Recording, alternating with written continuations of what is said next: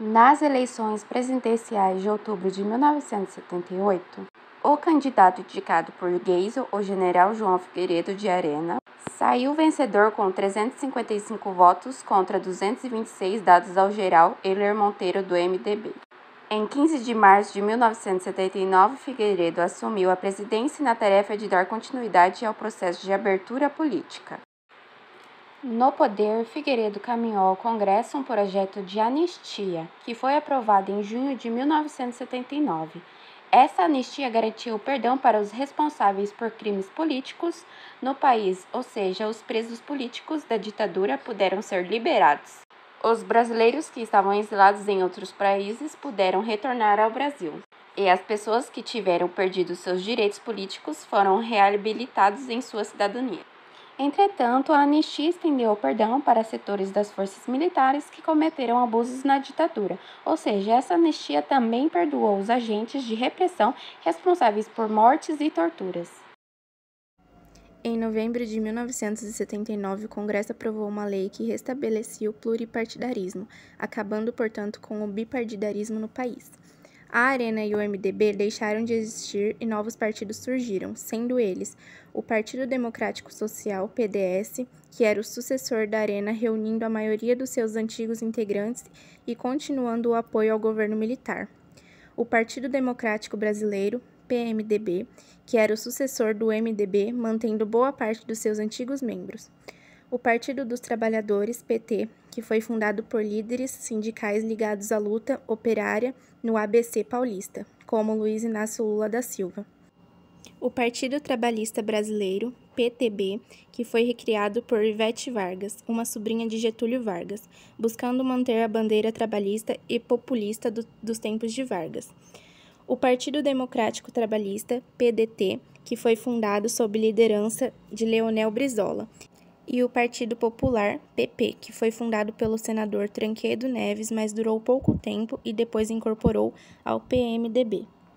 No governo Figueiredo, a linha dura foi perdendo cada vez mais seu controle sobre os órgãos de repreensão oficiais e também estava inconformada com o processo de abertura política. Dessa forma, os militares da linha dura passaram a adotar práticas terroristas, como ataque a bancas de jornais que vendiam periódicos de partidos de esquerda e ataques à bomba de entidades representativas da luta pela democracia, como a OAB, a Ordem dos Advogados do Brasil. O episódio mais dramático desse texto foi o atentado no Centro de Convenções do Rio Centro. Em 30 de abril de 1981, durante um show comemorativo do trabalho, uma bomba explodiu dentro de um carro que estava na proximidade do evento. No carro se encontravam 2 militares, no quais provavelmente estavam planejando um ataque terrorista, que de alguma forma não ocorreu como planejado. Um deles morreu e o outro ficou gravemente ferido. As investigações feitas pelos órgãos oficiais declararam que os 2 militares haviam sido vítimas de uma armação de esquerda. Entretanto, o resultado do inquérito não convenceu ninguém. No fundo, todos sabiam que o atentado era uma obra de linha dura para tentar barrar a redemocratização do país.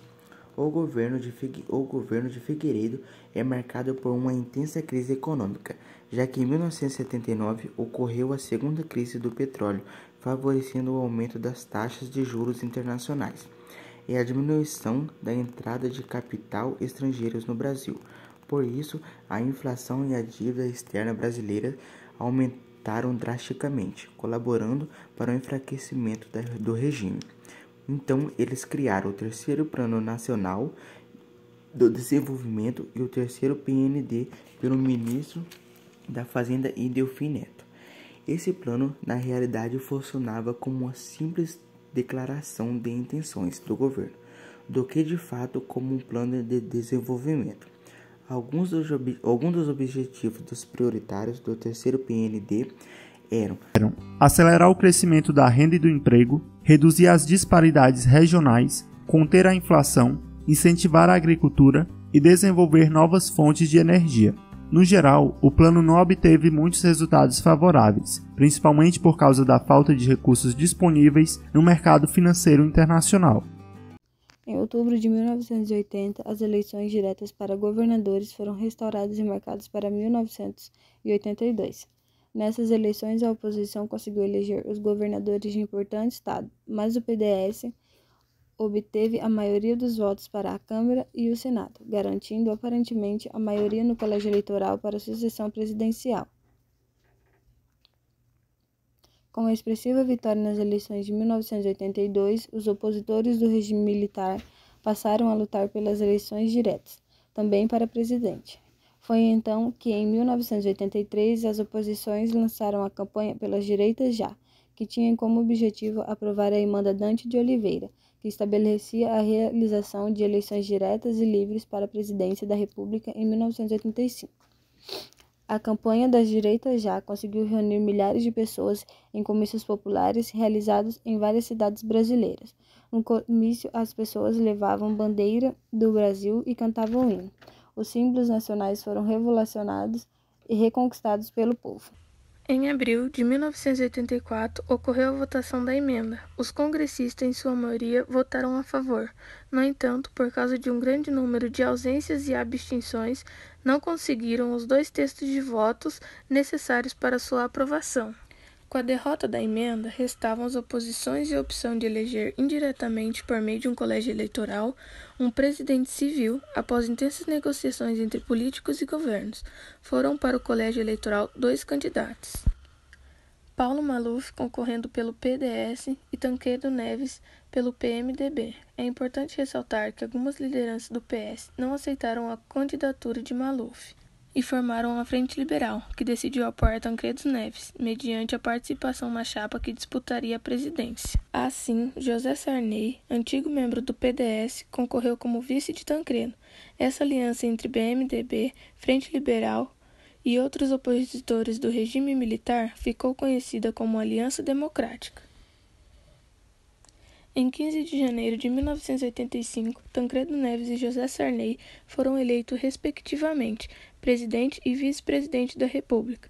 Entretanto, um dia antes de tomar posse, Tancredo Neves foi internado devido a problema de saúde e faleceu em 21 de abril de 1985. Devido a isso, a presidência foi assumida por Sarney, que acabou decepcionando grande parte das oposições políticas. Sarney havia sido presidente da Arena e do PDS, que eram os partidos que representavam o regime militar. De qualquer forma, é com a posse de Sarney que se iniciou um novo e conturbado período para o povo brasileiro, chamado de a Nova República.